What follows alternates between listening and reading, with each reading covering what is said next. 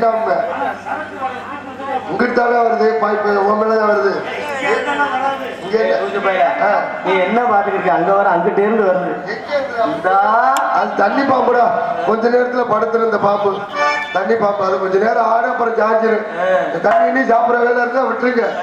எனக்கெல்லாம் அந்த பழக்கமே கிடையாது. நான்லாம் அடியோட விட்டுட்டேன். என் பொண்டாட்டி அடிச்ச ஒரே அடியோட விட்டுட்டு கல்யாணம் பண்ண புதுசுல நான் தான் அடிச்சுக்கிட்டு இருந்தேன். பொண்டாட்டி புதுசாவா? புதுசுல நான் தான் அடிச்சேன். இப்ப அவன் அடிச்சுட்டு நான் பாத்துட்டு சும்மா தான் இருக்கேன். அப்படிதான் நிலைமை. வேற வழியில இனிமேல் நம்ம பாத்துட்டு தான் சும்மா இருக்கணும். ஆமா, தண்ணியை தான் போட்டு போட்டு பிரபு இதான் ஏடா உனக்கு ஒரு விஷயம் தெரியுமா? வெளிநாடு போறாங்கல்ல, வெளிநாடு போறப்ப ஏரோப்ளைன்ல யாருக்கு வேணாலும் சரக்கு கொடு, ஆனா தமிழ்நாட்டில இருந்து வர்றவங்களுக்கு மட்டும் சரக்கு கொடுக்காதுன்னு யாரா சொன்னது? நெசந்தாட்ட போட்டு சட்டம் போட்டுருக்காங்கடா. இல்லடா வேற ஒண்ணுடா.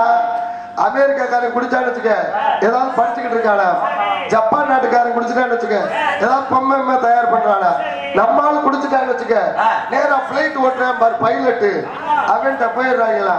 நீ என்னடா வண்டி ஓட்டுற, நீ இறங்குடா நான் வண்டி ஓட்டுறேன் பாரு, நீ இறங்குடா இப்பே வண்டி என்ன மாட்டு வண்டி ஓட்டுறதாடா, அது இப்பே வண்டி ஓட்ட கிளம்பிடுறானா.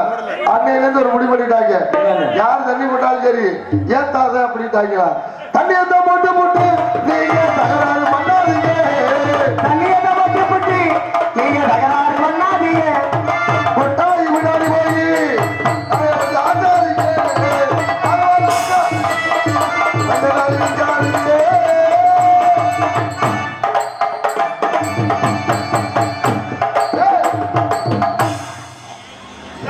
கவனிக்க மாட்டேங்கிறேன்.